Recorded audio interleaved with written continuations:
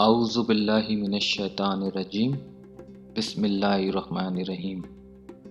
تمام دیکھنے اور سننے والوں کو السلام علیکم۔ آج کی ویڈیو میں ہم اعتکاف کے فائدے اور مسائل بیان کریں گے۔ آئیے ویڈیو کا آغاز کرتے ہیں۔ اسلام ایک مکمل ضابطہ حیات ہے۔ اسی سے انسان کو مکمل رہنمائی ملتی ہے اور اسی واسطے معاملات و معاشرت میں رہنمائی کے ساتھ اذکار و عبادات کا بھی ایک مکمل اور اعلیٰ و عرفہ نظام مسلمانوں کو عطا کیا گیا ہے۔ ماہ رمضان المبارک عبادت کے حوالے سے موسم بہار ہے۔ یہ مہینہ بڑی رحمتوں، برکتوں اور بے شمار نعمتوں والا ہے۔ مومنوں کے لیے عبادت و انکساری کا مہینہ ہے۔ یہ روحانی اور جسمانی تربیت کا بہت عظیم مہینہ ہے۔ یہ مہینہ دلوں کو پاک و صاف کرنے، پچھلی ساری کوتاہیوں گناہوں سے توبہ کرنے، اپنے ظاہر و باطن کو پاک و صاف کرنے والا مہینہ ہے۔ رمضان کا مہینہ اللہ تعالیٰ کے بے شمار احسانات میں سے ایک احسان ہے جو اللہ رب العالمین کی طرف سے اور اپنے مومن بندوں کو عطا ہوتا ہے۔ جہاں اللہ رب العزت اس ماہ مقدس میں اپنی رحمتیں، برکتیں اور عنایات کی مے برساتا ہے، وہیں ان بے شمار عنایات میں سے ایک بہترین نوازش آخری عشرے کا اعتکاف بھی ہے۔ یہ نعمت در حبیب پر ہمیشہ پڑے رہنے کی عملی تصویر ہے۔ دیکھا جائے تو اعتکاف کا یہ عشرہ انسان کی زندگی میں بہت اہم کردار ادا کرتا ہے۔ اعتکاف کے 10 دن ایک طرف اور دنیاوی اغراض و مقاصد کی خاطر گزارے گئے سال کے باقی ماہ و ایام ایک جانب۔ چنانچہ اعتکاف کی روح یہ ہے کہ انسان چند روز کے لیے دنیا سے کٹ کر گوشہ نشین ہو جائے، ایک محدود مدت کے لیے مکمل یکسو ہو کر اللہ کے ساتھ اپنا تعلق بندگی کی تجدید کر لے، اپنے من کو آلائش نفسانی سے علیحدہ کر کے اپنے خالق و مالک کے ذکر و فکر سے اپنے دل کی دنیا آباد کر لے، مخلوق سے آنکھیں بند کر کے اپنے خالق حقیقی سے لو لگائے۔ جب انسان ان کیفیات سے معمور ہو کر دنیا سے کٹ کر اپنے خالق و مالک کے در پر پڑ جاتا ہے تو اس کے یہ چند ایام سال بھر کی عبادت اور اطاعت پر بھاری ہو جاتے ہیں۔ معتکف اللہ کا مہمان ہوتا ہے اور مہمان جو فرمائش کرتا ہے پاتا ہے۔ لہٰذا اعتکاف کرنے والا اپنی حیثیت اور مقام کو پہچان کر خانہ خدا میں عبادت و تلاوت اور جملہ اذکار میں مشغول رہتا ہے۔ آپ صلی اللہ علیہ وسلم نے رمضان کے پورے مہینے کا اعتکاف بھی فرمایا ہے اور 20 روز کا بھی اور 10 روز کا اعتکاف تو ہر سال آپ صلی اللہ علیہ وآلہ وسلم کیا کرتے تھے۔ ایک مرتبہ ایک خاص وجہ سے آپ صلی اللہ علیہ وسلم رمضان شریف میں اعتکاف نہ فرما سکے تو پھر شوال میں 10 دن روزہ رکھ کر اعتکاف فرمایا، اور ایک سال رمضان میں آپ صلی اللہ علیہ وسلم سفر کی وجہ سے اعتکاف نہ فرما سکے تو اگلے سال رمضان میں 10 دن کے بجائے 20 دن کا اعتکاف فرمایا۔ اس کے بعد آپ صلی اللہ علیہ وسلم کا معمول یہ ہو گیا کہ ہر رمضان کے عشرہ اخیر میں اعتکاف فرماتے تھے۔ اعتکاف کی فضیلت و اہمیت کے لیے یہ بات ہی کیا کم ہے کہ آن حضرت صلی اللہ علیہ وسلم نے ہمیشہ اس کی پابندی فرمائی اور اسے کبھی ترک نہیں فرمایا۔ اعتکاف کے بہت سے فائدے ہیں۔ مثلاً اعتکاف کرنے والا گویا اپنے تمام بدن اور تمام وقت کو خدا کی عبادت کے لیے وقف کر دیتا ہے، دنیا کے جھگڑوں سے محفوظ رہتا ہے۔ اعتکاف کی حالت میں اسے ہر وقت نماز کا ثواب ملتا ہے، کیونکہ معتکف ہر وقت نماز اور جماعت کے انتظار اور اشتیاق میں بیٹھا رہتا ہے۔ اعتکاف کی حالت میں معتکف فرشتوں کی مشابہت پیدا کرتا ہے کہ ان کی طرح ہر وقت عبادت میں رہتا ہے۔ مسجد چونکہ خدا تعالیٰ کا گھر ہے، اسی لیے حالت اعتکاف میں معتکف خدا تعالیٰ کا پڑوسی بلکہ اس کے گھر کا مہمان ہوتا ہے۔ اس کے علاوہ ایک حدیث میں آپ صلی اللہ علیہ وسلم کا یہ ارشاد گرامی ہے، جو شخص اللہ تعالیٰ کی خوشنودی کے لیے ایک دن کا اعتکاف کرے گا، اللہ تعالیٰ اس کے اور جہنم کے درمیان 3 خندقوں کی آڑ بنا دیں گے جس کی مسافت آسمان و زمین کی درمیانی مسافت سے بھی زیادہ چوڑی ہوگی۔ جو شخص رمضان میں 10 روز کا اعتکاف کرے تو اس کا یہ عمل 2 حج اور 2 عمروں جیسا ہوگا۔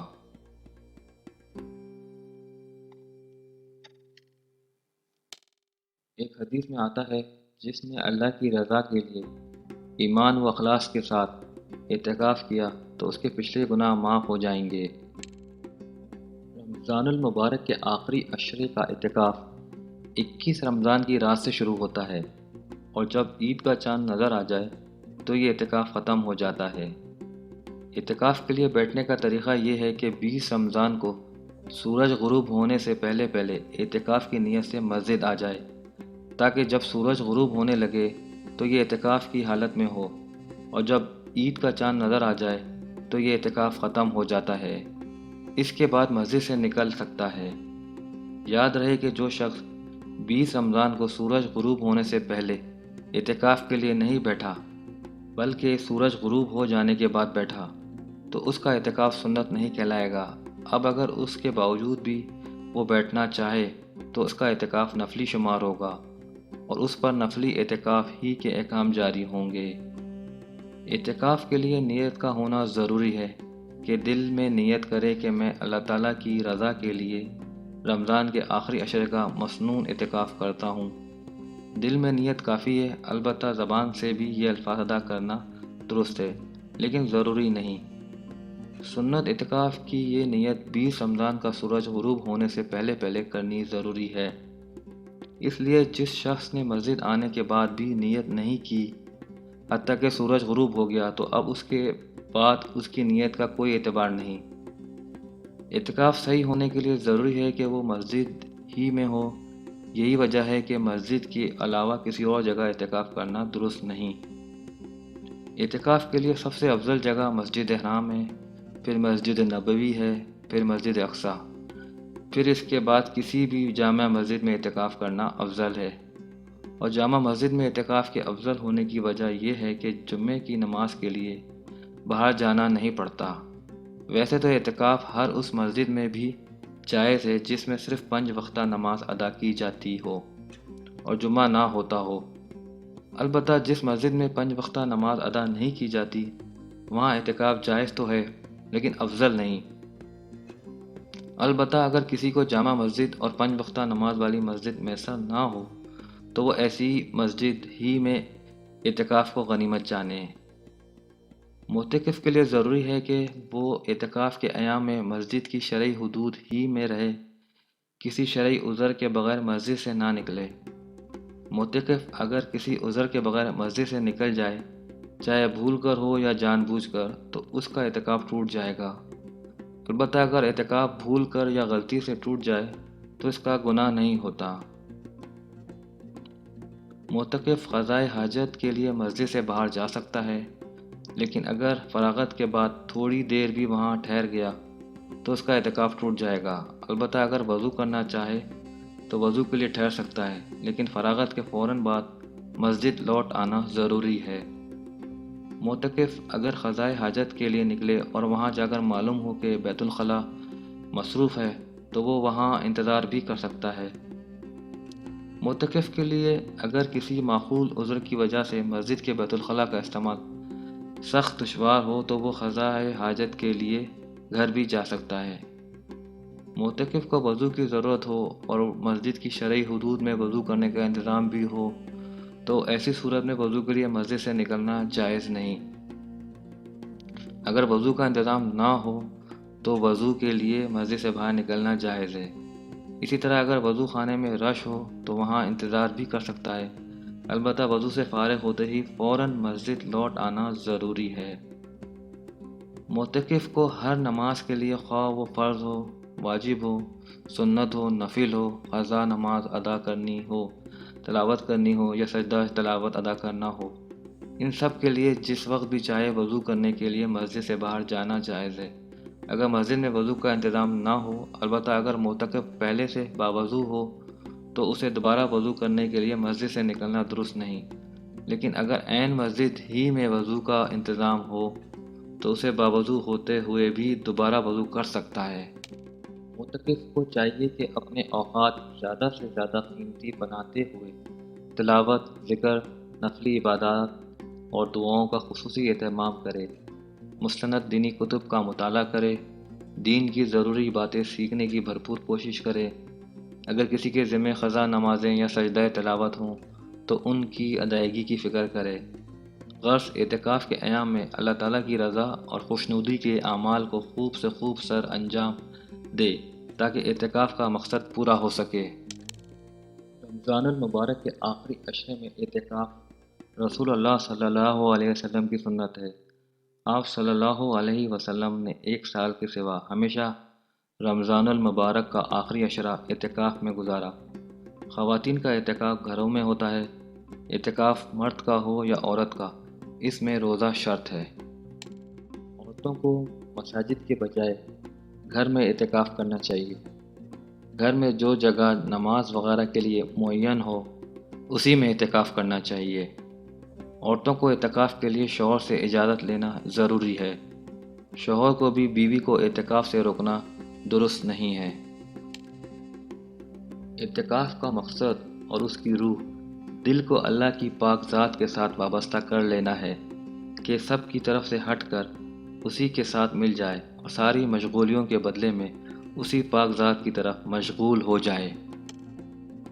اعتکاف روحانی رموز و اسرار کا ایک ایسا عجیب و غریب کورس ہوتا ہے کہ معتکف خواہ وہ اللہ تعالیٰ کا کوئی خاص بندہ ہو، عالم، خطیب، مفسر، مفکر یا کوئی عام ان پڑھ بندہ، مومن، لیکن ہر وہ شخص کہ جو اخلاص نیت سے گھر بار چھوڑ کر اللہ کو منانے کے لیے اس کے گھر کی دہلیز پر آن بیٹھا ہو، بارگاہ خداوندی سے اعتکاف کے روحانی برکات اور عنایات سب کو ملتے ہیں اور اللہ ہی جانے کہ کس کو کس قدر ملتا ہے، لیکن بندے کی عاجزی، اس کا احساس شرمندگی، اس کی ناتوانی، بے بسی، اس کی فریاد، التجائیں اور اللہ کی بارگاہ میں اس کی آہیں، سسکیاں، رخت اور اس کا پھوٹ پھوٹ کر رونا، اس کو اللہ کی بارگاہ میں توبہ کی توفیق ضرور عطا فرماتا ہے۔